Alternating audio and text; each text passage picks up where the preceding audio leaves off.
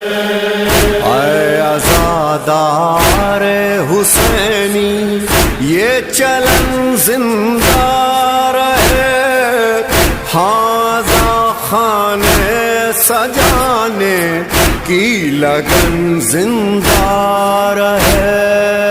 اے عزادار حسینی یہ چلن زندہ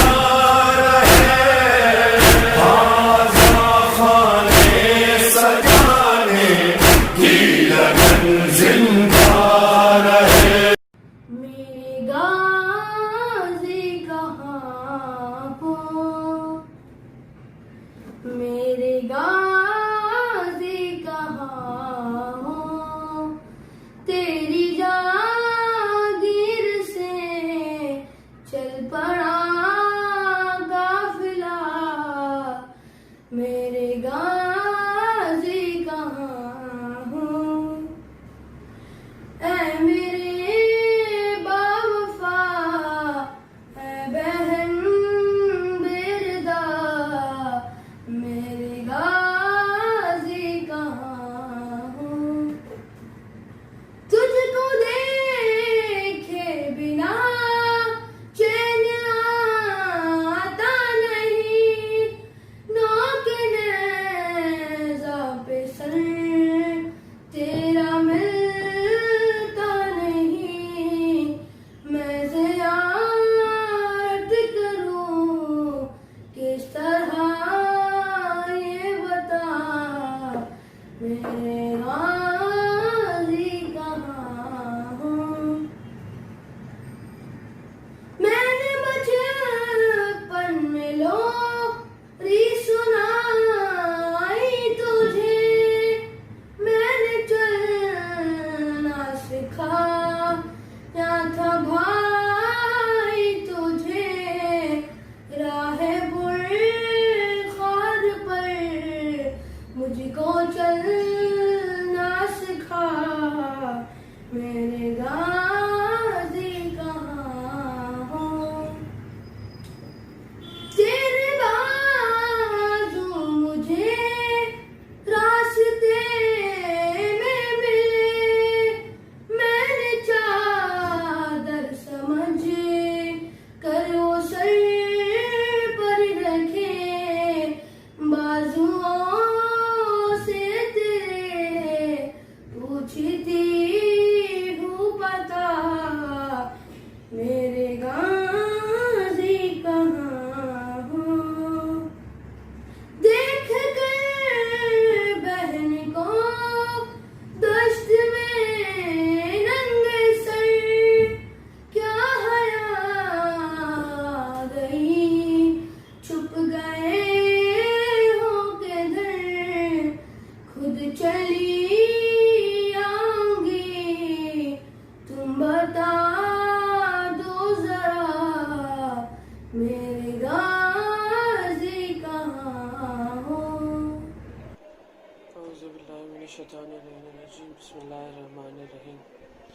دی تھی اماں نے جو پوشاک وہ لا دو زینب، دی تھی اماں نے جو پوشاک وہ لا دو زینب، اپنے ہاتھوں سے کفن مجھ کو پہنا دو زینب، دی تھی اماں نے جو پوشاک وہ لا دو زینب، اپنے ہاتھوں سے کفن مجھ کو پہنا دو زینب، آج مقتل میں فقط بات تمہاری ہوگی، ابھی اماں سے ملاقات ہماری ہوگی، ابھی اماں سے ملاقات ہماری ہوگی، کوئی پیغام اگر ہے تو سنا دو زینب،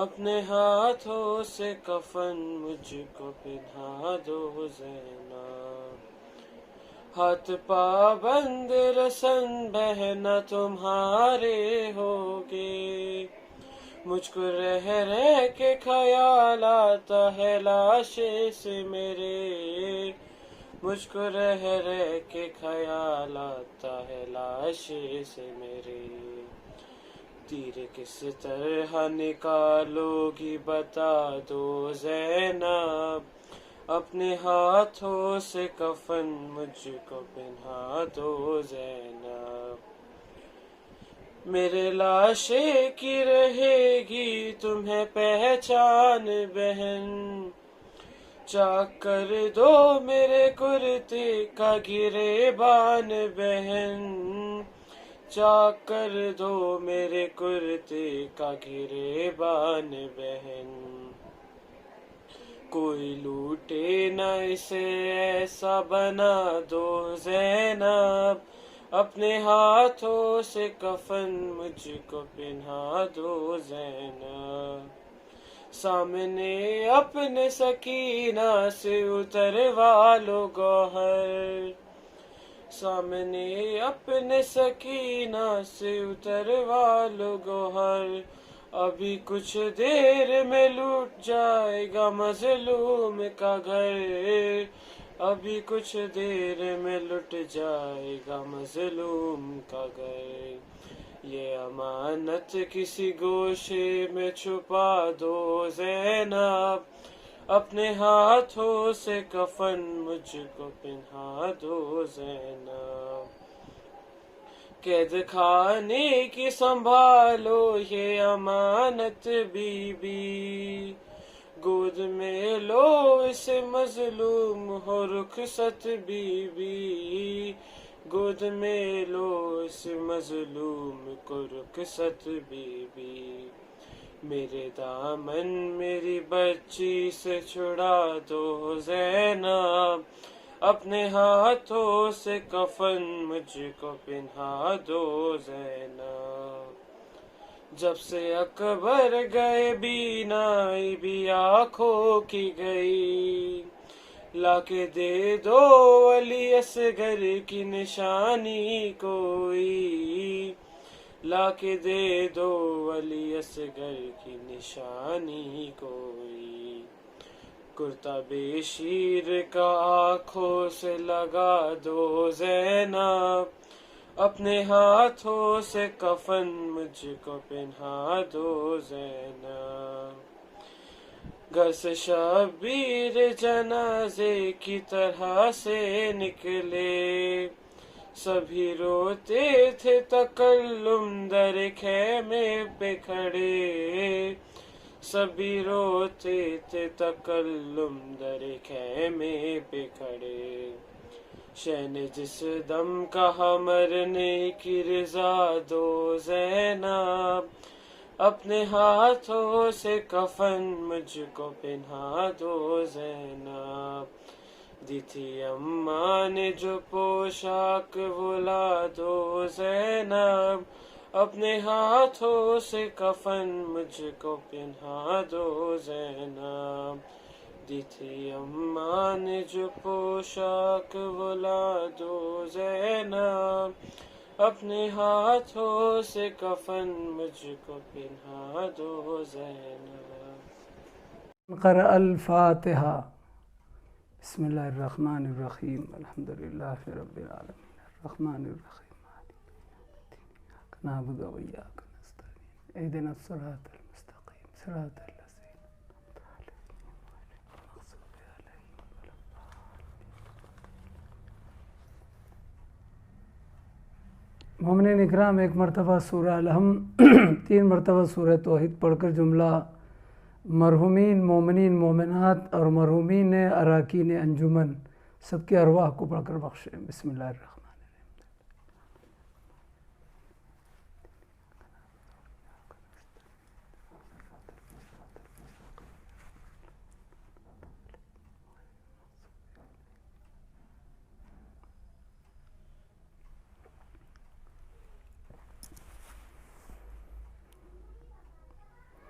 حسبنا اللہ ونعم الوکیل، نعم المولا ونعم النصیر، تبارک اللہ احسن الخالقین، ولا حول ولا قوة الا باللہ العلی العظیم۔ اعوذ باللہ السمیع العلیم من الشیطان اللعین الرجیم، بسم اللہ الرحمن الرحیم الحمد للہ رب العالمین والصلاة والسلام علی اشرف الانبیاء والمرسلین خاتم النبیین شفیع المذنبین رحمت للعالمین سید الانام والمرسلین سیدنا و نبینا و شفیع ذنوبنا مولانا ابی القاسم محمد اللہم صلی علی محمد وعلی آلہ الطیبین الطاہرین المعصومین المظلومین الغر المیامین لا سیما الامام المبین بقیت اللہ العظم فی الارض اجمعین الحجۃ الثانی عشر الامام المہدی المنتظر صلوات اللہ وسلامہ علیہ وعلی آبائہ الطاہرین الذین اذہب اللہ عنہم الرجس وطہرہم تطہیرا اللہم صلی علی محمد ولعنت الدائمۃ علی اعدائہم اجمعین وغاصبی حقوقہم ومنکری فضائلہم من الآن الی قیام یوم الدین اما بعد فقد قال اللہ تبارک و تعالی فی القرآن المجید والفرقان الحمید وهو اصدق الصادقین وقولہ الحق بسم اللہ الرحمن الرحیم یا ایہا الذین آمنوا قوا انفسکم واہلیکم نارا وقودها الناس والحجارۃ علیہا ملائکۃ غلاظ شداد لا یعصون اللہ ما امرہم وَيَفْعَلُونَ مَا يُؤْمَرُونَ صلوات پڑھتے پر محمد وآل محمد اللہم صلی اللہ علیہ وسلم۔ عزیزان گرامی، آپ سبھی حضرات ہمارے اس عشرہ مجالس کے ٹاپک سے واقف ہو چکے ہیں جتنوں نے آج تک مجلس سنی ہے، اور اب ہمیں یا مجھ کو بار بار ٹاپک یا سبجیکٹ دہرانے کی ضرورت نہیں ہے۔ آیت بھی آپ کے سامنے مسلسل بیان ہوئی ہے، اس کا ترجمہ بھی آپ کے سامنے ہے کہ پروردگار عالم نے صاحبان ایمان کو خطاب کر کے جہنم سے بچنے کی تاکید کی ہے، اپنے اور اپنے اہل و عیال کو جہنم کی آگ سے بچائیں۔ تو سب سے پہلے ہم ایک چیز دیکھیں گے آج کی مجلس میں، ہم جلدی جلدی اس کم وقت میں زیادہ سے زیادہ آن لائن دینے کی کوشش کریں گے، چونکہ 5 یا 7 مجلسیں بچی ہیں، جس میں ایک عاشور اور شام غریبہ کی مختصر مجلس ہے، اور یہ بچی ہوئی 5 مجلس ہے، اس لیے کہ تاریخیں اتنی اسپیڈ میں گزر گئی، آن لائن ہے اور کم وقت کی کمی ہے، دامن وقت میں گنجائش نہیں ہے۔ جیسا کہ میں نے عرض کیا، انشاءاللہ اس ٹاپک پر مومنین کی بھی فرمائش ہو رہی ہے ٹیلی فون کے ذریعے کہ اس ٹاپک سبجیکٹ پر پارٹ 2 کر کے دوسرا حصہ اسی ٹاپک پر انشاءاللہ ہم آئندہ سال یا جب موقع ملے گا اللہ تعالیٰ کے فضل و کرم سے، مولا حسین کے صدقے میں، امام زمانہ کی سرپرستی میں، تو اس پر انشاءاللہ بہت اچھے سے گفتگو کریں گے آیات حدیث واقعات کی روشنی میں کہ جہنم سے کیسے بچیں۔ لیکن پھر بھی ان جو مجلسیں رہ گئی اس میں ہم گفتگو کریں گے۔ تو آج کی مجلس میں اب یہ سن لیجئے کہ جہنم سے کیسے بچیں یا جہنم سے بچو، جیسا کہ ٹاپک آپ کے اذہان عالیہ میں محفوظ ہے اور آپ سب واقف ہیں، جو بھی ناظرین ہیں دیکھنے والے ہیں۔ تو اس سورہ تحریم کی آیت کی روشنی میں جس میں اللہ کہہ رہا ہے یا ایھا الذین آمنوا قوا انفسکم واہلیکم، اے ایمان والو تم اپنے آپ کو اور اپنے اہل و عیال کو جہنم کی آگ سے بچاؤ، جس کا ایندھن آدمی، انسان اور پتھر ہونے والے ہیں۔ تو سب سے پہلے یہ دیکھنا ہے کہ جہنم کی آگ سے واقعاً بچنا ہے، جہنم میں نہیں جانا ہے، جنت میں جانا ہے۔ تو دنیا مختصر سی لائف ہے، 2 ہی تو ہمارے سامنے مسئلے ہیں، جیسی دنیا میں زندگی کریں گے ویسا آخرت میں اس کا نتیجہ اور پھل سامنے آئے گا۔ حدیث معصوم ہے الدنیا مزرعۃ الآخرہ۔ ٹاپک ذہن میں رکھ کے یہ سارے باتیں سنیں تو انشاءاللہ آپ محظوظ ہوں گے۔ ٹاپک سے ہٹ کر ہماری گفتگو نہیں ہے، ساری باتیں ٹاپک سے مطابقت رکھتی ہیں۔ کیا کہہ رہے ہیں امام معصوم؟ الدنیا مزرعۃ الآخرہ، دنیا جو ہے یہ دنیا یہ آخرت کی کھیتی ہے۔ ایک کسان اپنی کھیتی میں، اپنے کھیت میں جو چیز بوتا ہے، بعد میں 2 مہینے 4 مہینے 6 مہینے کے بعد وہ وہی چیز کاٹتا ہے، اسی چیز کی فصل اگتی ہے جو چیز وہ بوتا ہے، جو بوتا ہے وہی کاٹتا ہے۔ اسی طریقے سے دنیا کو امام نے، معصوم نے آخرت کی کھیتی قرار دیا. دنیا مزرعۃ الآخرہ، دنیا آخرت کی کھیتی ہے. یہاں جو تم کرو گے وہاں پاؤ گے، جو یہاں بو گے وہیں وہاں کاٹو گے. آپ جیسا عمل کرو گے، جیسا عقیدہ ہوگا، جیسا ایمان ہوگا، جیسا اللہ رسول امام قرآن اور اہل بیت کی باتوں پر آپ عمل کریں گے، ویسا رزلٹ اور نتیجہ موت کے بعد آخرت کی زندگی میں آپ کے سامنے ہوگا. جنت اور جہنم تو آخری منزل کا نام ہے. ساری زندگی سے لے کے، موت سے لے کے، روح نکلنے سے لے کے، پھر اس کے بعد عالم برزخ نے قبر کی زندگی، سوال جواب، وہاں کے مراحل طے کرنے کے بعد پھر انسان جب امام کا ظہور ہوگا، حکومت ہوگی، پھر قیامت آئے گی، جو ساری چیزیں، پھر حساب کتاب، پل صراط، میزان، مرصاد، اس کے بعد پھر دا اینڈ، آخر میں نتیجے کے طور پر، رزلٹ کے طور پر جنت اور جہنم ہے. اس آیت میں ہے کہ تم اپنے آپ کو جہنم سے بچاؤ. ہمارا موضوع ہے جہنم سے بچو. جہنم سے کیسے بچیں؟ تو پہلی چیز ذہن میں رکھیے. کبھی کبھی یہ ہوتا ہے سوسائٹی میں، معاشرے میں، ہے نا، دنیا آپ کے لیے کھیتی ہے. اس کھیتی میں جتنی آپ کھیتی کو زرخیز کریں گے، زمین کو، مٹی کو، اور جتنے اچھے ڈھنگ سے آپ چیز کو زمین میں ڈالیں گے، بوئیں گے، فصل اتنی اچھی تیار ہوگی. لہذا یہ 60 70 100 سال کی لائف میں آپ دنیا کی اس کھیتی میں ایمان، عقیدے، عمل، دینداری، یہ 4 چیزیں جیسے میں نے بتایا تھا. اس کے بعد عبادات، اخلاقیات، معاملات، یعنی مراجعین، مجتہدین، جو فقہی مسائل ہیں، اس میں 3 چیپٹر ہیں، 3 موضوع ہیں. عبادات ہیں، نماز، روزہ، حج وغیرہ. عبادات پر گفتگو ہوتی ہے. توضیح المسائل جو عوام کے لیے ہے. فقہ میں 3 چیپٹر ہے، 3 باب ہے، 3 دروازے، 3 حصے ہیں. عبادات پر گفتگو ہوتی ہے، نماز، روزہ، حج وغیرہ. معاملات پر گفتگو ہوتی ہے، دوسرا حصہ، دوسرا چیپٹر معاملات، لین دین، قرض، کرایہ وغیرہ وغیرہ، مارکیٹ، ہے نا، یہ سب چیزیں. اور تیسری چیز جو گفتگو ہوتی ہے، اخلاقیات، ادب، تہذیب، کیریکٹر، ہے نا. کھانا، ہاتھ دھو کے کھانا کھائیے، بسم اللہ کہہ کر کھانا کھائیے، بیٹھ کر کھانا کھائیے، کھڑے رہ کر مت کیجیے. یہ سب اخلاقیات میں، تہذیب، ساری چیزیں آ گئی. یہ ایک الگ موضوع ہے. تو یہ 3 چیزیں، ادھر دین، ایمان، عقیدہ، عمل، ادھر عبادات، معاملات، اخلاقیات فقہ میں. ان چیزوں کو اس کھیتی میں آپ کو بونا ہے. اسی کے ساتھ آپ اپنا نرم دل رکھیں، صاف دل رکھیں، اخلاق درست رکھیں، تہذیب، تمدن، کیریکٹر، اتحاد، یونٹی، محبت، چھوٹوں پر رحم، بڑوں کا احترام، عبادت، اطاعت، بندگی، اللہ کی عبادت، رسول کا عشق، رسول کی اطاعت، اللہ کی اطاعت، اہل بیت سے محبت، مودت، علی علیہ السلام کی ولایت، حسین علیہ السلام کی عزاداری، علماء کی مرجع تقلید کی تقلید، تمام مراجع علماء فقہ کا احترام، بڑوں کا احترام، چھوٹوں پر رحم، بیوی، بچے، فیملی، گھر دار، دوست، احباب، سوسائٹی، جتنی خوبیاں، اچھائیاں اللہ رسول امام کو پسند ہے وہ آپ کریے. اس کھیتی میں آپ کو بونا ہے، جہنم سے بچنا ہے. جتنا آپ زرخیز کریں گے، جتنی اچھی کھاد ڈالیں گے، جتنے اچھے ڈھنگ سے آپ فصل کا، کھیتی کا خیال رکھیں گے، اناج کا، دانے کا، اتنی اچھی فصل، نتیجہ، رزلٹ آپ کے سامنے آئے گا. تو یہ 60 سال 100 سال جو آپ کی لائف حیات ہے، اللہ نے آپ کو موقع دیا ہے.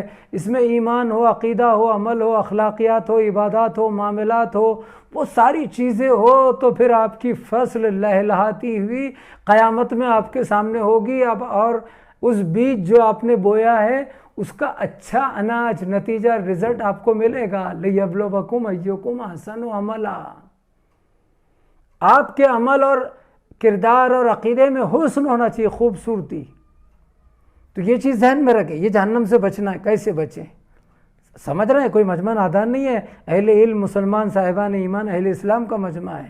کوئی یہودی، مجوسی، اہل حنوت، کافر، مشرک نہیں سن رہے کہ کیا کریں، ہمارے سمجھ میں نہیں آ رہا ہے. آپ دن رات مجلس سے سنتے ہیں. ہم وہ سب کچھ کریں اس فانی دنیا میں جو اللہ رسول امام چاہتے ہیں، اور وہ سب کچھ نہ کریں جو شیطان ملعون چاہتا ہے، تاکہ اس فنا میں ہم بقا کا انتظام کر سکے. آخرت کو بقا ہے، والآخرت خیر و ابقا. آخرت، دوسری دنیا، دوسری موت کے بعد کی زندگی کو خیر بھی ہے اور بقا بھی ہے. لہذا کون عقل مند ہے جو فنا کے مقابل میں بقا کا نقصان کرے، جو شر کے مقابل میں خیر کا نقصان کرے؟ اس دنیا کو شر ہے تو اس کو خیر ہے، اس کو فنا ہے، مٹنا ہے تو اس کو بقا ہے۔ یہ تھوڑی دیر کی لائف ہے، 10 سال، 20 سال، 60 سال، کوئی بول نہیں سکتے۔ شکم مادر میں بچہ مر گیا، پیدا ہوتے ہی مر گیا، ولادت سے پہلے انتقال ہو گیا۔ کوئی 20 سال، کوئی 40 سال، ابھی تو زیادہ 60 سال، 70 سال، ابھی تو حالات اور خراب ہیں۔ پہلے جناب نوح علیہ السلام 2500 سال تھے، 4 نبی ابھی تک زندہ ہیں، ادریس علیہ السلام، خضر علیہ السلام، الیاس علیہ السلام، عیسیٰ علیہ السلام۔ یا شیطان ملعون کو اللہ نے معلوم مدت تک، امام کے ظہور تک زندگی دی ہے۔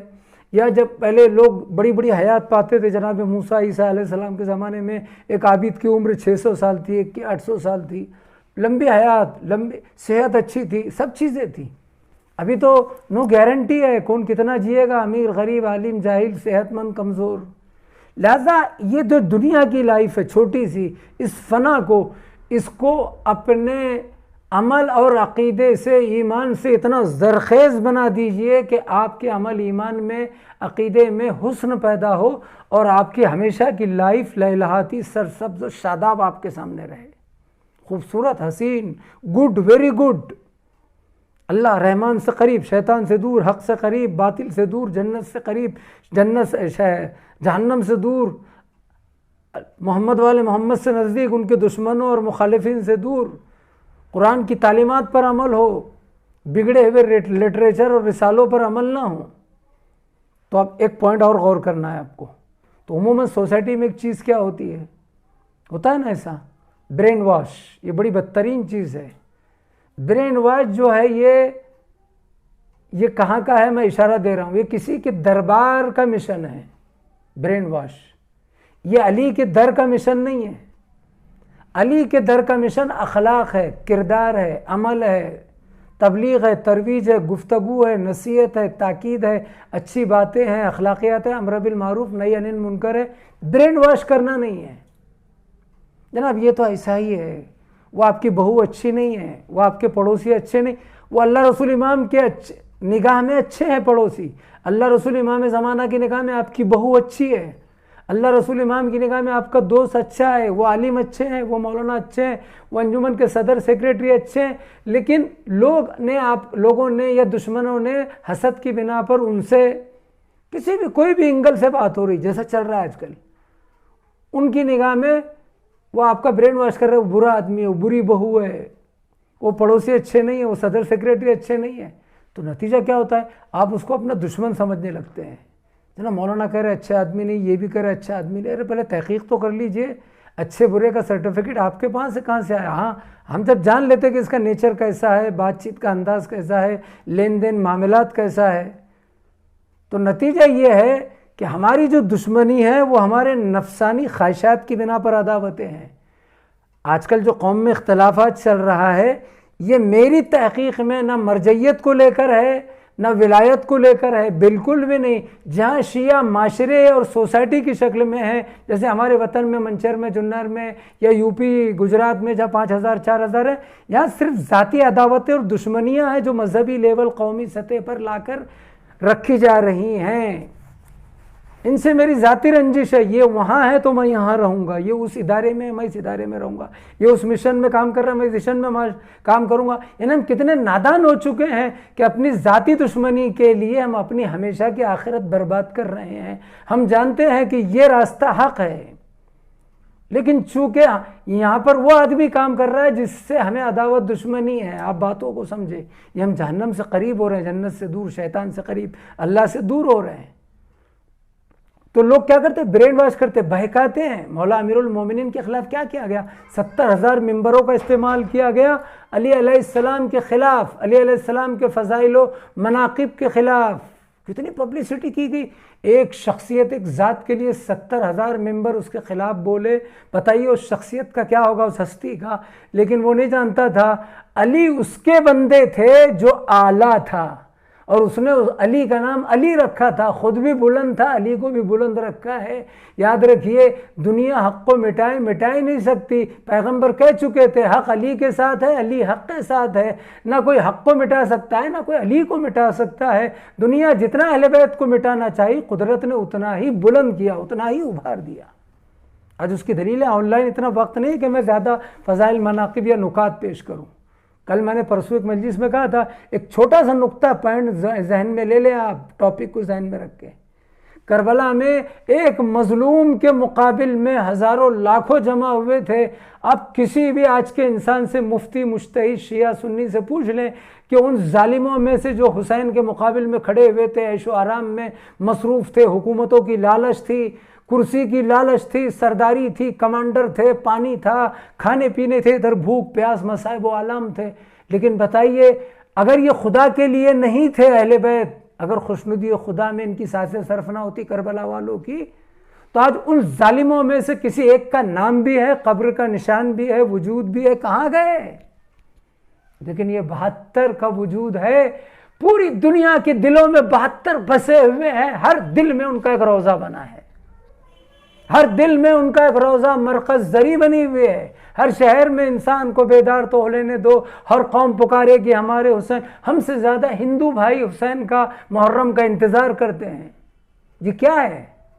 اس لیے کہ حسین نے اپنے وجود کو خدا کے، رحمان کے، اللہ کے حوالے کر دیا. رضن بے قضائہ و تسلیما لامرہ، یہ حسین تیرے ہر فیصلے پر راضی ہے اور تیرے ہر آرڈر اور حکم کو تسلیم کرتا ہے. جب میں خدا کا ہوں تو ڈر کیا ہے؟ دعائے عرفہ میں مولا حسین نے کہہ دیا، اس وقت نہیں پورا جملہ کہوں، پروردگار جس نے تجھے پا لیا اس نے کھویا کیا، اور جس نے تجھے کھو دیا اس نے پایا کیا؟ حسین نے تجھے پا لیا ہے تو پھر کھویا کیا ہے حسین نے؟ حسین نے خدا کو پا لیا تو پوری خدائی حسین کے قدموں میں ہے. لہذا ہمارے لیے میسج، پیغام ہے، ہم جہنم سے کیسے بچیں. میری بات کہاں سے کہاں تک جا رہی؟ تو یہ جو سوسائٹی معاشرے ہماری قوم میں چل رہا ہے، یہ ذاتی بات ہے، ذاتی رنجش ہے، ذاتی دشمنی ہے، قبیلے کی دشمنی، دوست کی عداوتیں. نہ یا مرجعیت سے محبت ہے، نہ ولایت سے محبت ہے، نہ عزاداری سے. اس وقت جتنے بھی فتنے کھڑے ہو رہے ہیں، جو فتنے کی شکل میں کام کر رہے ہیں، وہ سب کے سب قرآن اور اہل بیت کی روشنی میں غلط ہے. ایک طالب علم کہہ رہا ہے، پورے اثر رسوخ کے ساتھ، پورے دلیل کے ساتھ میں بات کر رہا ہوں. اگر یہ لوگ جو آج کام کر رہے ہیں اگر یہ صحیح ہے تو پھر ہمارے باپ دادا اور ان کے بزرگوں کا کیا ہوگا؟ انہوں نے تو یہ نہیں کیا جو یہ نادان بچے کام کر رہے ہیں. خیر میں ادھر نہیں آنا چاہتا، جہنم سے بچے اس کے لیے بات کر رہا ہوں. تو کسی کے بہکانے میں مت آئیے. کوئی آپ کے گھر کو توڑنا چاہتا ہے، منتشر کنٹروورسی، بھائی بھائی میں دشمنی ڈالنا چاہتا ہے، برین واش، بہکانا، جیسا کہ آج کل چلتا ہے، چغلی، بہتان، الزام، یہ سب جہنم سے قریب کرنے والی چیز ہے. جہنم سے کیسے بچیں؟ لیکن میں آج جو بہترین بات کہہ رہا ہوں، ہم یہ سمجھتے ہیں عموماً یہ میرا دشمن ہے نا، یہ میرا دشمن ہے. نہیں، ہمارا کوئی بھی دشمن نہیں ہے. خود پانچویں امام علیہ السلام نے کہا ہے، خود مولا امیر المومنین نے کہا ہے، اور خود اللہ تعالیٰ نے قرآن میں بھی اس کو بیان کیا ہے. مولا امیر المومنین کہتے ہیں کوئی آپ کا دشمن نہیں ہے. پانچویں امام کہتے ہیں کوئی آپ کا دشمن نہیں ہے. ہم سمجھتے اس نے ہماری غیبت کی، وہ ہمارا دشمن ہے. نہیں، وہ ہم سے حسد کرتا ہے، وہ ہمارا دشمن ہے. جہنم سے کیسے بچیں؟ ٹاپک ذہن میں رکھے، جہنم سے بچو. وہ حسد کر کے ہمارا دشمن نہیں ہے، بلکہ وہ خود اپنا دشمن ہے. وہ ہماری غیبت کرتا ہے، وہ ہمارا دشمن نہیں، وہ بلکہ اپنا دشمن ہو چکا ہے. اس لیے کہ حسد کر کے وہ اپنا ایمان ختم کر رہا ہے. الحسد یاکل الایمان کما تاکل النار الحطب یا والخشب. پیغمبر کہہ رہے حسد ایمان کو ایسے کھاتا ہے جیسے آگ لکڑی کو. تو حسد کرنے والا آپ سے حسد کر کے اپنا نقصان کر رہا ہے یا آپ کا؟ ورنہ دیکھا جائے تو جتنا حسد اہل بیت سے ہوا ہے دنیا میں کسی سے نہیں.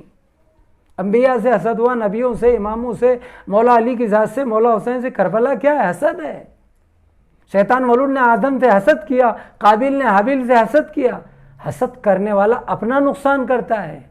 تو یہ جو ہم سے حسد کر رہا ہے اس کا ایمان ختم ہو رہا ہے. یہ خود اپنا دشمن بنا ہوا ہے، ہمارا نہیں. ہمیں لگتا ہے کہ ہمارا دشمن ہے، لیکن اہل بیت کہہ رہے ہیں تمہارا کوئی دشمن نہیں. وہ جو ہماری غیبت کر رہا ہے وہ ہمارا دشمن نہیں ہے، وہ خود اپنا دشمن بنا ہوا ہے، اپنے کو جہنم سے قریب کر رہا ہے. وہ جو ہم پر الزام، بہتان، تہمت لگا رہا ہے، ہم سمجھ رہے ہیں، سمجھنا بھی چاہیے. ہر دنیا کا ہر انسان یہ، میں بھی سمجھتا ہوں یہ میرا دشمن ہے، مجھ سے حسد کرتا ہے، مجھ پہ بہتان، الزام، تہمت لگا رہا ہے، میری غیبت کر رہا ہے، جگہ جگہ میرے بارے میں غلط باتیں کر رہا ہے، تو ہم اس کو دشمن ہی تو سمجھیں گے. لیکن اللہ، رسول، امام، اہل بیت کہہ رہے وہ تمہارا دشمن نہیں، وہ خود اپنا دشمن بنا ہوا ہے. ٹاپک کو ذہن میں رکھ کے بات سنیں تو آپ خود بخود نکالیں گے نتیجہ کہ ہم جنت سے قریب ہو رہے ہیں کہ جہنم سے قریب. جہنم سے کیسے بچیں؟ یہاں پر مولا امیر المومنین پانچویں امام جو میں نے مطالعہ کیا وہ پڑھ رہا ہوں، میں ایک طالب علم ہوں، یہ مجلس آن لائن ہے، ویسی نہیں ہو پائیں گی جیسی ہونی چاہیے، میں پہلے کہہ چکا ہوں، روبرو پڑھیں گے ہم، سنیں گے آپ۔ دو بڑے دشمن ہیں تمہارے، کیا کہہ رہے ہیں معصوم مولا امیر المومنین؟ تمہارے دو بڑے دشمن ہیں، دو، اسی کو مولا علی کہہ رہے، اسی کو پانچویں امام کہہ رہے، دیگر اہل بیت ائمہ معصومین کہہ رہے ہیں، اور خود اللہ تعالیٰ بھی قرآن میں اس بات کو پیش کر چکا ہے، کر رہا ہے۔ لیکن آپ سنیے جلدی جلدی میں جو کہہ رہا ہوں، دو بڑے دشمن ہیں تمہارے۔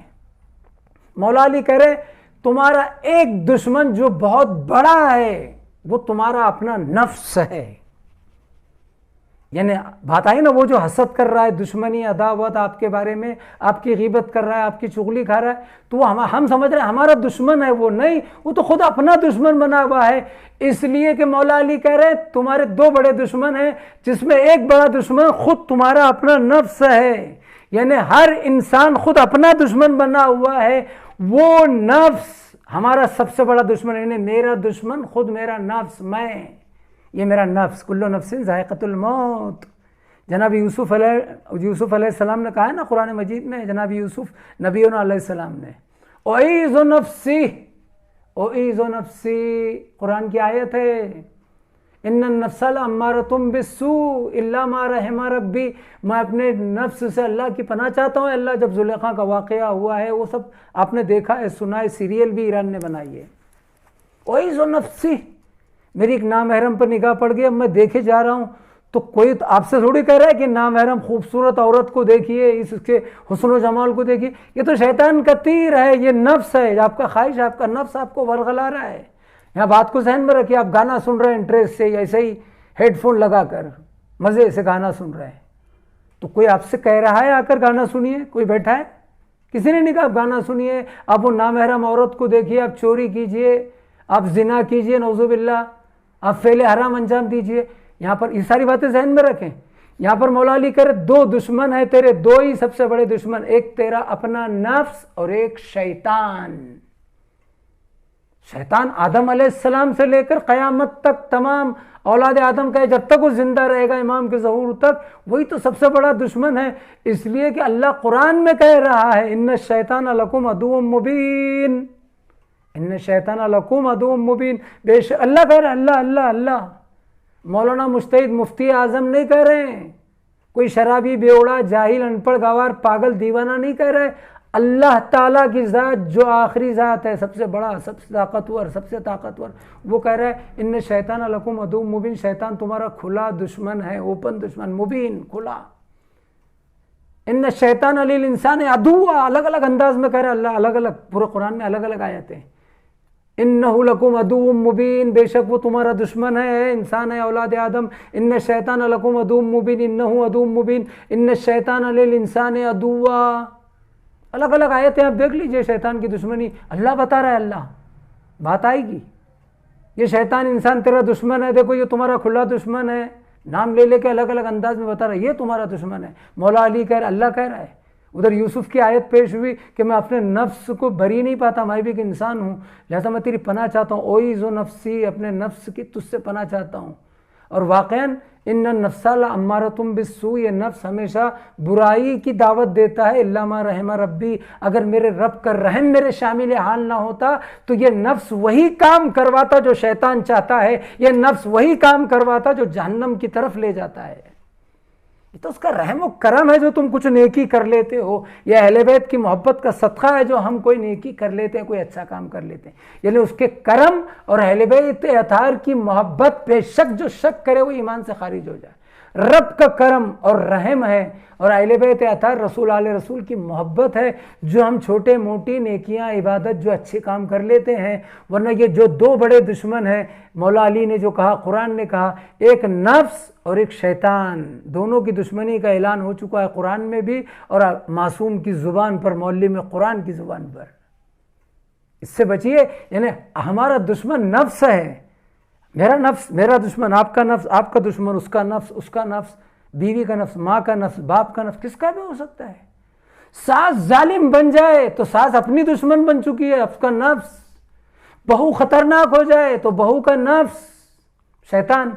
इसलिए कि एक तरफ नफ्स है, जैसा मैंने मिसाल दिया, मैं नामहरम औरत को दे रहा हूँ, गाना सुन रहा हूँ, हराम माल की तरफ हाथ बढ़ा रहा हूँ, लुक़मा हराम अपने शिकम में दाखिल कर रहा हूँ, ये ख्वाहिशात नफसानी नहीं है कि नऊज़ुबिल्लाह ज़िना, फेल हराम, रेप, ये जितनी बातें खुल के मैं पढ़ रहा हूँ। हम घंटों एक नामहरम को देख रहे हैं, नफ्स चाह रहा है, ख्वाहिश, लज्जत ले रहे हैं, मज़ा ले रहे हैं, एक आम बात कह रहा हूँ।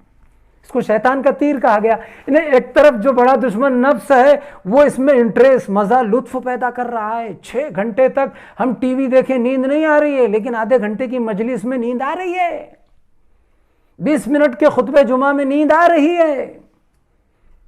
जरा बताइए, दुआ कुमैल नुदमा में नींद आ रही, ज़ियारत आशूरा में सुस्ती पैदा हो रही, मातम मजलिस में जाने में बारिश है, सर्दी है, ठंडी है, लेकिन क्रिकेट देख रहे हैं, टीवी देख रहे हैं, गीबत में 2 घंटे सर्फ हो रहे हैं, बेमकसद बातों में कोई सुस्ती नहीं, चाको चौबंद, बीमार भी अच्छा नज़र आता है।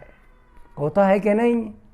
बताइए, ये नफ्स की दुश्मनी, नफ्स तुम्हारा दुश्मन है, और फिर उस पर से शैतान आपका दूसरा दुश्मन बड़ा। 2 बड़े दुश्मन, नफ्स और शैतान। इधर ख्वाहिशात नफसानी, नफ्स अम्मारा, और इधर फिर शैतान पूरी ताकत। ये दोनों ताकतें जो आपके दुश्मन हैं, आपके पूरे वजूद को निचोड़ रही है, अल्लाह रसूल इमाम अहले बैत से दूर करके अलग अलग अंदाज में आपको बहका कर जहन्नम से करीब कर रही है। आप जहन्नम से कैसे बचेंगे?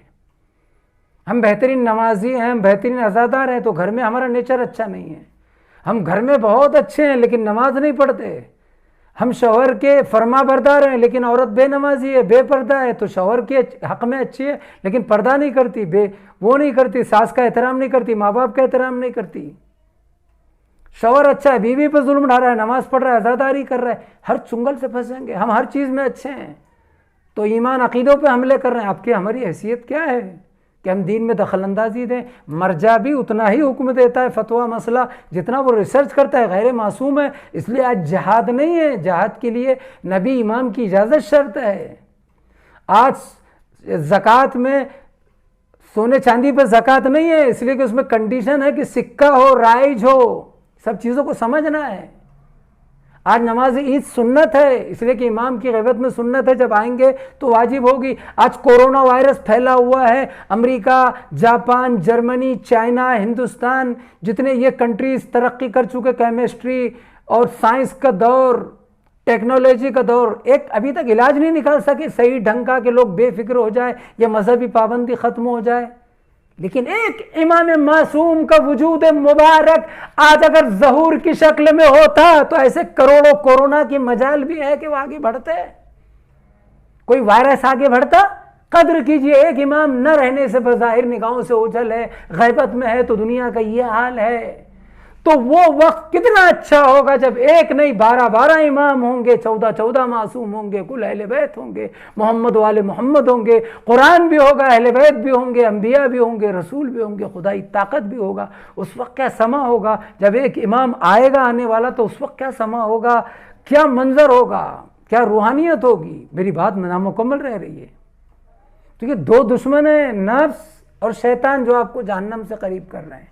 जहन्नम से बचना है, लोग सवाल कर रहे थे ना कि जहन्नम से कैसे बचे, तो शैतान जैसे दुश्मन और नफ्स जैसे दुश्मन से अपने आप को बचाइए। वो जो आपको गाली दे रहा है, वो जो आपसे हसद कर रहा है, आप पर इल्ज़ाम तोहमत बांध रहा है, चुगली खा रहा है, आपके बारे में बुराई सोसाइटी में बयान कर रहा है, हम समझ रहे वो हमारा दुश्मन है। नहीं, वो खुद अपना दुश्मन बन चुका है। वो इसीलिए तो कर रहा है कि उसका नफ्स उसे वरगला रहा है, जो उसका एक दुश्मन है, और शैतान उसके ऊपर हावी है, गालिब है। दोनों दुश्मन।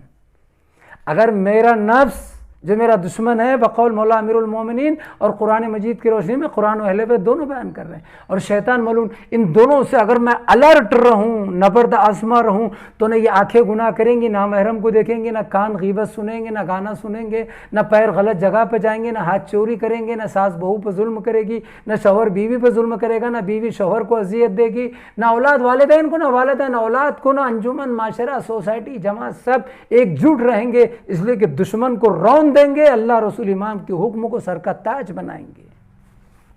वो हसद इसीलिए तो कर रहा है कि उसका नफ्स, मैं हसद कर रहा हूं आपसे इसलिए कि मेरा नफ्स मेरा दुश्मन है, नफ्स चाह रहा है हसद करें, इल्ज़ाम लगाएं। शैतान जो है वो दूसरा दुश्मन खड़ा हुआ है, वो तो बहकाएगा।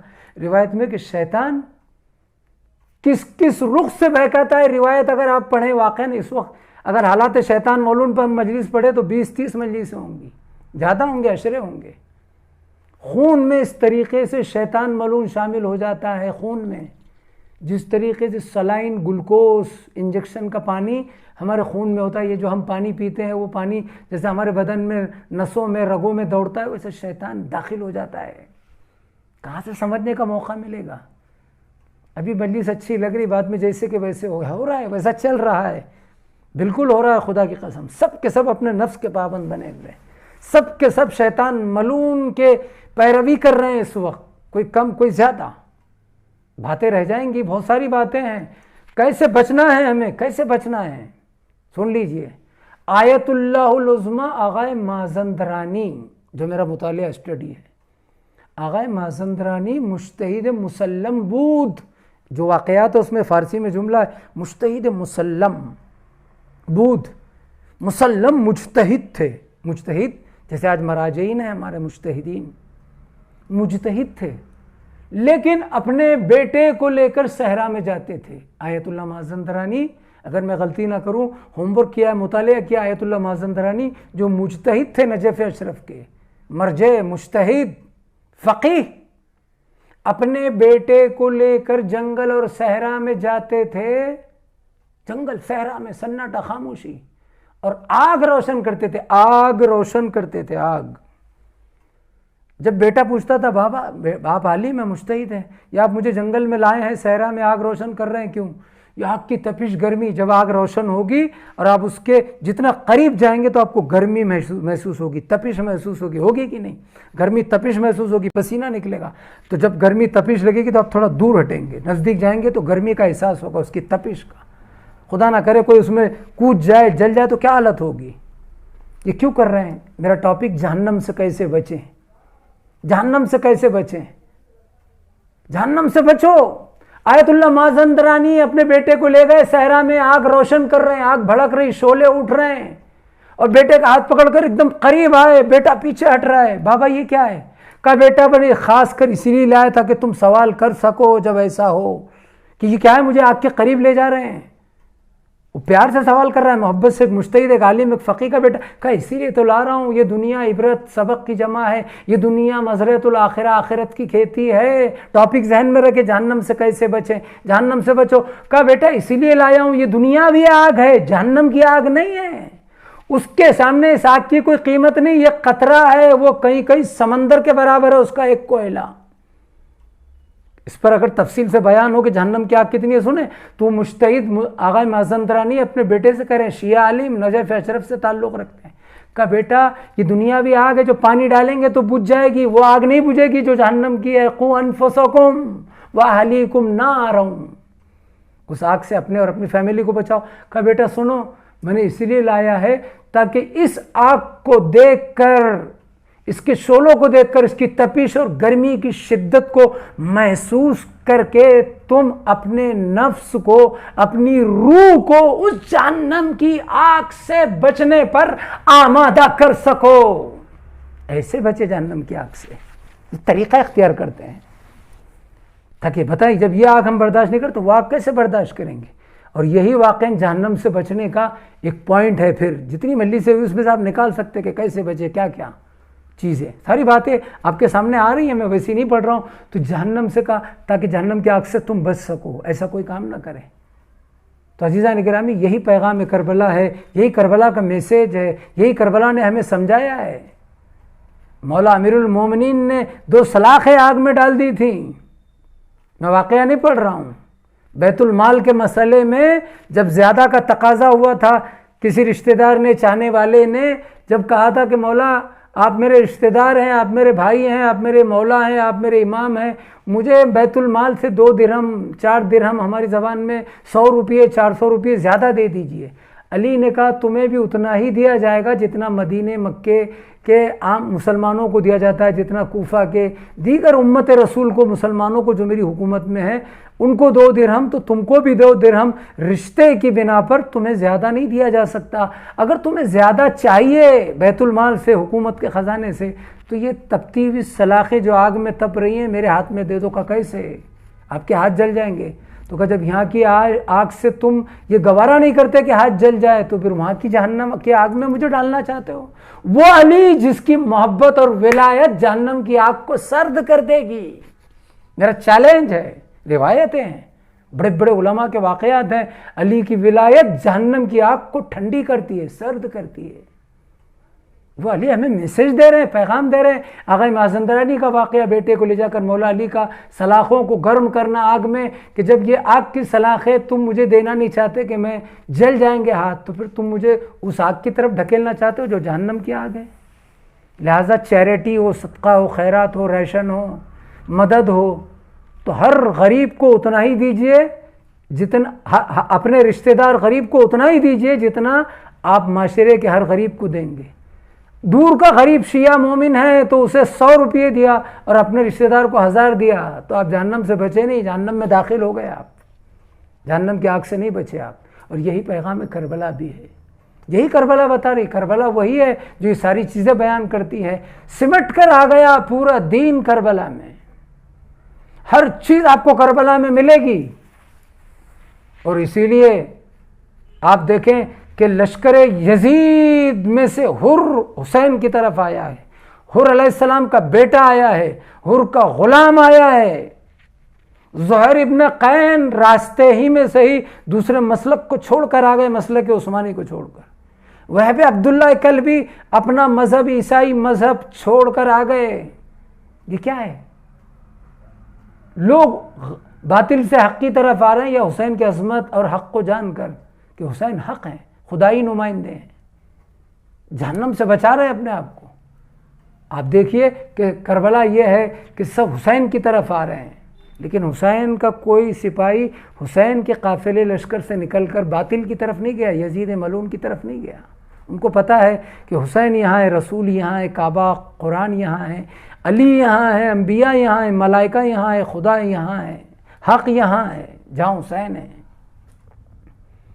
عزیزو، ایک بات یہ سمجھ میں آتی ہے، جو شروع سے مولا حسین کے ساتھ تھے، اگر انہوں نے اپنی جانیں قربان کی ہے تو بے شک بہت بڑی چیز ہے یہ، اپنی جانوں کو اپنے مولا پر قربان کرنا۔ لیکن جو شروع سے مولا کے ساتھ تھے، کتنے وفادار تھے۔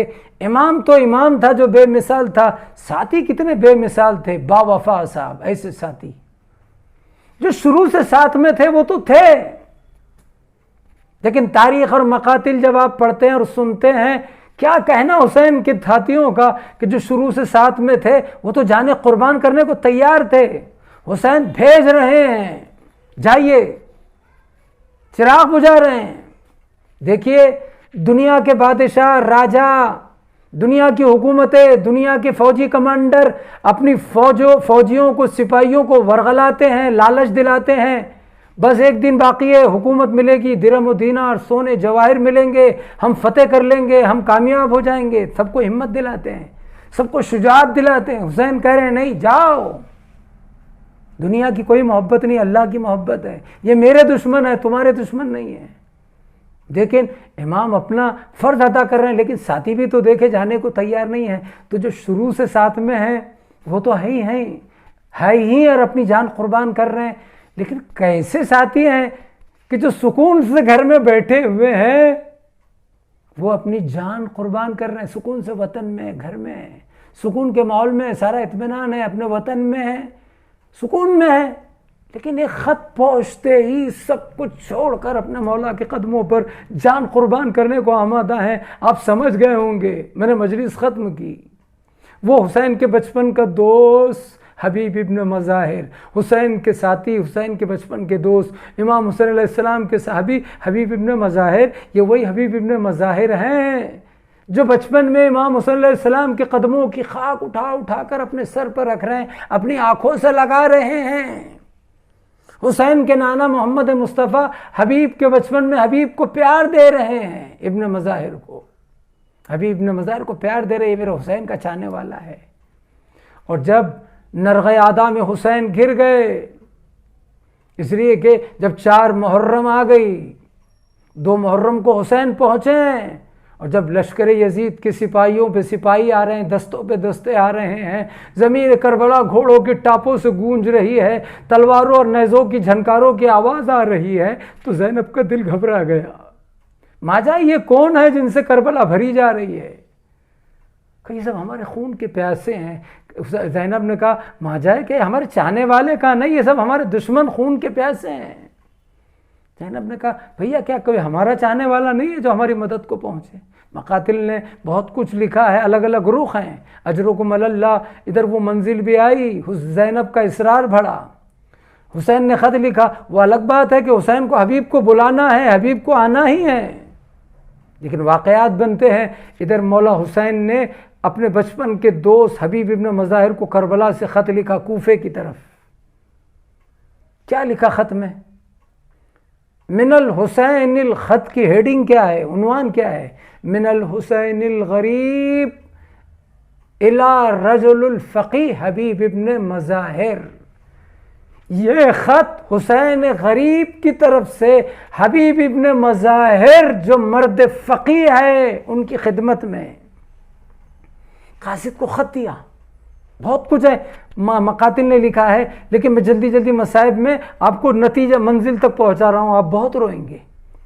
اور ادھر امام نے خط لکھا، قاصد کو دیا، ادھر قاصد مولا کا خط لے کر چلا۔ ادھر حبیب اپنی زوجہ کے ساتھ دسترخوان پر ہیں اور کھانا نوش فرما رہے ہیں کہ اچانک کسی نے دق الباب کیا۔ حبیب نے پوچھا من انتا، تو کون؟ جواب ملا انا برید الحسین، میں حسین کا پیغامبر ہوں، میں حسین کا قاصد ہوں، انا برید الحسین۔ جیسے ہی مولا کا نام سنا دسترخوان سے اٹھ کھڑے ہوئے دروازے کی طرف دوڑے، دروازہ کھولا، دیکھا حسین کا قاصد ہے، مولا کا قاصد۔ ارے میرا مولا، میرا شہزادہ، میرا آقا، ان کا قاصد۔ قاصد نے خط دیا، حبیب نے خط لیا، سر پر رکھا، پیشانی سے لگایا، چوما، بوسہ دیا، خط کو وہیں پڑھنا شروع کیا۔ حبیب کی زوجہ نے حبیب کا چہرہ دیکھ کر بھاپ لیا، سمجھ لیا چہرے کے آثار دیکھ کر۔ جب حبیب نے خط پڑھا تو خط کی ہیڈنگ یہی تھی جو میں نے بیان کیا، یہ خط حسین غریب کی طرف سے حبیب ابن مظاہر جو مرد فقی ہیں ان کی خدمت میں، من الحسین الغریب الی رجل الفقی حبیب ابن مظاہر۔ زوجہ نے پوچھا بیوی نے حبیب کس کا خط ہے؟ کہا میرے مولا حسین کا خط ہے۔ کہا کیا لکھا؟ مولا نے تڑپ گئی، بے چین ہو گئی، تڑپ گئی۔ شیعہ تھی، مومنہ تھی، خون کے قطرے قطرے میں ولایت علی اور محبت اہل بیت تھی، اس لیے کہ شوہر بچپن کا دوست ہے سردار جنت کا۔ کہا ابھی مولا نے کیا لکھا؟ بے چین ہو گئی، بتائیے جلدی۔ کہا میرے مولا حسین نے یہ لکھا ہے ہم نرغہ اعداء میں گھر چکے ہیں، کیا حبیب یہ ممکن ہے کہ تم ہماری مدد کو پہنچو؟ اے حبیب ہم نرغہ اعداء میں گھر چکے ہیں، کیا تم ہماری مدد کو آ سکتے ہو؟ اجرکم اللہ، یقیناً آپ کی آوازیں بلند ہوگی، یہ سننے اور بیان کرنے میں الگ ہے، لیکن تصور کیجئے گا کیسا منظر ہوگا کوفہ کا، کیسے حالات ہوں گے کوفہ اور شام کے، کوفہ کے، کربلا کے، کیسا ہوگا؟ ارے کیسا دور، کاش وقت ہوتا۔ ادھر زوجہ تڑپ گئی کہ مولا نرغہ اعداء میں گر گئے، تو حبیب پھر تم نے کیا سوچا؟ مقاتل نے بہت کچھ لکھا۔ ایک مرتبہ حبیب نے کہا اے مومنہ میں یہ سوچ رہا ہوں کہ میں جاؤں یا نہ جاؤں، میں معتبر مسائب کے فقرے پڑھ رہا ہوں، اپنی طرف سے نہیں، جو مقتل میں معتبر بڑے بڑے علماء پڑھتے ہیں۔ اے مومنہ میں یہ سوچ رہا ہوں جاؤں یا نہ جاؤں، اس مسائب کے حالات میں جاؤں یا نہ جاؤں۔ مجھے تمہارے بارے میں بھی تو سوچنا ہے، تمہارا بھی تو خیال ہے، تمہیں کس کے حال پر چھوڑ کے جاؤں؟ جب مومنہ نے زوجہ حبیب نے حبیب کی زبان سے یہ جملے سنے تو ایک مرتبہ تڑپ گئی۔ مقاتل نے بہت کچھ لکھا، بعض ذاکرین یہ پڑھتے تو ہیں کہ ایک مرتبہ زوجہ حبیب نے کہا حبیب لو میری چادر تم اوڑھو اور اپنی تلوار مجھے دو، لیکن بعض بزرگ علماء کہتے ہیں کہ ایک مرتبہ جیسی حبیب نے کہا کہ میں جاؤں یا نہ جاؤں سوچ رہا ہوں، پھر تمہاری کون خبر لینے والا ہوگا؟ تو ایک مرتبہ زوجہ حبیب تڑپ گئی، آواز دی حبیب ارے تمہیں میرا تو خیال ہے لیکن فاطمہ کا کوئی خیال نہیں ہے، ارے فاطمہ کا لال ہے حسین، تمہیں اپنے مولا کا کوئی خیال نہیں۔ ارے جیسے ہی مومنہ کے یہ جذبات کو دیکھا تو حبیب نے کہا اے مومنہ ارے میں تو تیرا امتحان لے رہا تھا، میں تو تیرا جذبات کو دیکھ رہا تھا، بھلا میرا مولا بلائے اور حبیب نہ جائے، یہ کیسے ہو سکتا ہے؟ ارے میں جاؤں گا، ضرور جاؤں گا، ہر حال میں جاؤں گا اور اپنی جان کو مولا پہ قربان کروں گا۔ اجرکم اللہ، جزاکم ربکم جزا۔ حالات ناگزیر ہیں، جگہ جگہ کوفے میں ناکہ بندی ہے، ابن زیاد کے سپاہی ہیں، بس تصور شرط ہے۔ ایک مرتبہ حبیب نے غلام کو بلایا، اس کے پاس گھوڑے کو دیا اور اسے کہا نامعلوم خفیہ راستے سے فلاں فلاں فلاں فلاں جگہ میرا انتظار کرنا۔ حبیب نے زوجہ کو خدا کے حوالے کیا، بیوی نے کہا حبیب جاؤ، ہماری فکر نہ کرو، دیکھو حبیب جلدی کرنا اور فرزند فاطمہ پر، رسول پر اپنی جان قربان کرنا، حبیب ہمیں شرمندگی نہ ہو۔ ادھر حبیب چلے، اتنی جلدی چلے ہیں، کسان کے لباس میں چلے ہیں، بھیس بدل کر چلے ہیں، باغات کے راستے سے چلے ہیں تاکہ کسی کو شک و شبہ نہ ہو۔ اور ایک مرتبہ حبیب کے آنے میں تاخیر ہو گئی، ادھر حبیب کے آنے میں تاخیر ہو گئی، ادھر حبیب پہنچے اور کیا دیکھا حبیب نے کہ غلام گھوڑے سے کہہ رہا ہے اے گھوڑے، اگر میرا آقا حبیب نہ آ سکا، میرا آقا نہ آ سکا تو میں تیری پشت پر سوار ہو کر مولا حسین کی نصرت کو جاؤں گا۔ گھوڑے کی آنکھوں میں آنسو ہے، غلام گفتگو کر رہا ہے، حبیب نے رخساروں پہ تماچے مارے، ہائے رے آل محمد، وہ وقت آ گیا کہ غلام بھی جان قربان کر رہے ہیں۔ اجرکم اللہ۔ حبیب آگے بڑھے، گھوڑے پہ سوار ہوئے اور غلام سے کہا جا میں نے تجھے راہ خدا میں آزاد کیا۔ اس نے، غلام نے حبیب کے قدموں کو تھام لیا، مولا یہ کیسا انصاف ہے، جب تک آپ کی خدمت کا مسئلہ تھا اپنے ساتھ رکھا، اور جب آج مولا حسین فرزند رسول کی خدمت کا مسئلہ ہے، باری ہے، آپ مجھے آزاد کر رہے ہیں۔ نہیں نہیں، مجھے ایسی آزادی نہیں چاہیے، میں بھی اپنی جان قربان کرنا چاہتا ہوں۔ حبیب نے غلام کو ساتھ میں لیا کہ دیر نہ ہو، شرمندگی نہ ہو، غلام کو لے کر چلے، ارے تیزی سے چلے۔ اور ایک مرتبہ وہ موقع بھی آ گیا کہ حبیب کربلا کے قریب پہنچے، ادھر حسین نے دیکھا کوفے سے گرد نمودار ہو رہی ہے، آواز دی میرے ساتھیوں، میرے اصحاب آگے بڑھو، میرے بچپن کا دوست حبیب آ رہا ہے۔ ادھر اصحاب نے دیکھا، حسین نے دیکھا، حبیب آئے ہیں، سب نے حبیب کا استقبال کیا، حبیب نے اپنے آپ کو حسین کے قدموں میں گرایا، حسین نے سینے سے لگایا۔ بس میں نے مجلس ختم کی، ویسی نہیں پڑھ پا رہا ہوں جیسی پڑھنی چاہیے، ویسے مصائب نہیں پڑھے ہیں، لیکن بس آخری فقرہ، اجرکم اللہ، جزاکم ربکم خیرن جزا۔